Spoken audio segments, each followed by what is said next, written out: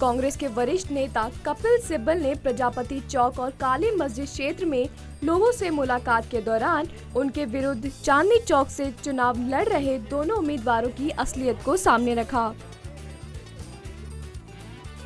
यहाँ दोनों विपक्ष के जो प्रत्याशी हैं जो आज चुनाव में उतरे हैं, उनका आपके साथ तो आज तक कोई तालमेल है नहीं, हम उनको जानते भी नहीं हो।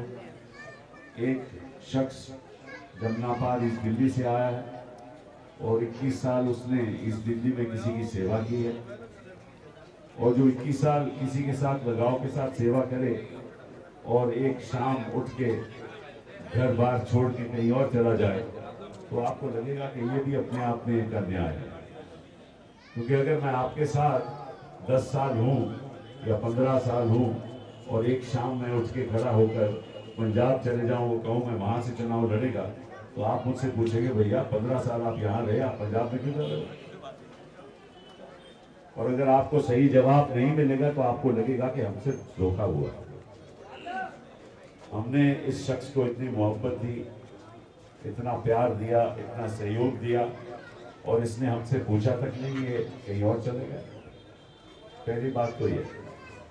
दूसरा शख्स जो है, दूसरा प्रत्याशी है, उस बेचारे को चांदनी चौक से कुछ लेना देना नहीं। वो टीवी चैनल पे न्यूज़ पढ़ता था, क्या करता था क्या नहीं करता था आप जानते नहीं। अभी उसने कंप्यूटर में उसने ट्विटर पे ये कहा कि मैं इतना गरीब हूँ कि मेरे पास कंप्यूटर लेने का पैसा नहीं है, मुझे कोई कंप्यूटर दे दे। ये उसने ट्वीट किया, और जब नामांकन पत्र फाइल हुआ तो पता चला कि 4 मकान तो उनके पास नोएडा के पास हैं और 30,000 शेयर IBM 7 के हैं जहां वो एंकर थे। तो एक तरफ तो ट्विटर पे मांगती हैं पैसा के भी मेरे पास कंप्यूटर के लिए पैसा नहीं है, और दूसरी तरफ 30,000 शेयर एक कंपनी के रखे हुए हैं। तो मन में सवाल उठता है कि भैया ये यहाँ आके क्या करेगा।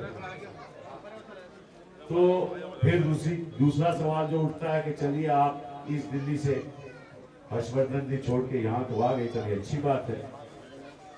अगर आप यहाँ आ गए और अब आप राज्य की राजनीति नहीं करना चाहते हो, उससे अगर केंद्र की राजनीति करना चाहते हो, पार्लियामेंट में जाना चाहते हो, तो पहले ये तो बताओ कि आपने क्या MLA से इस्तीफा दिया।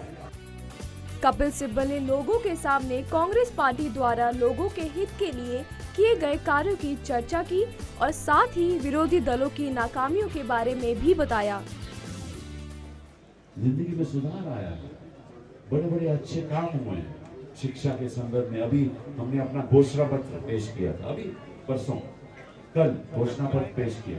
उसमें अब हमने ये तय किया कि हम स्वास्थ्य का हक देंगे, क्योंकि हमारे गरीब लोग डॉक्टरों की फीस नहीं दे सकते। जैसे हमने शिक्षा का हक दिया, जैसे हमने फूड सिक्योरिटी का हक दिया, अब स्वास्थ्य का हक देने वाले हैं। और हमने ये भी वादा किया है देश के साथ, जनता के साथ, कि हर घर में टॉयलेट होगा। शौचालय की बड़ी मुश्किल है गरीब लोगों के लिए, और आवास का भी हक देना चाहते हैं। तो हम ही गरीबों के बारे में सोचते हैं। अगर महिलाओं की बात हो तो हम ही ने हक दिया 50% रिजर्वेशन का महिलाओं के लिए, किसी और पार्टी ने आज तक नहीं दिया। और ये हम पे आरोप लगाते हैं कि आप ही ने पिछले 60 साल में से 50 साल आपने राज किया। इसलिए राज किया कि जनता ने हमें राज करवाया, आपकी वजह से हमने थोड़ी राज किया। जनता हमारे साथ रही, जनता ने हमारे मोहब्बत के साथ उन्होंने हमें वोट देकर राज करवाया। ये आपकी बदौलत नहीं थी। आपने तो जब कोशिश की राज लेने की, तो क्या हुआ उसका नतीजा आप जानते हो। 1977 में इनको मौका मिला राज करने का, 2 साल में जनता ने इनको बाहर कर दिया। 1989 में दोबारा मौका मिला VP सिंह को, 1 साल में इस्तीफा देना पड़ा। 1998 में तीसरी बार मौका मिला, और 2004 में इंडिया शाइनिंग के साथ भी खत्म हो गया। क्यों?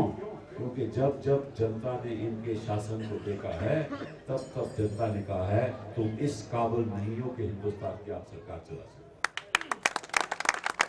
और हमने राज किया है, इसलिए किया कि हम जनता के दिल की धड़कन समझते हैं और जनता के लिए काम करते हैं। कपिल सिब्बल की सभी बातों को लोगों ने ध्यानपूर्वक सुना और उनसे अपनी सहमति भी जताई।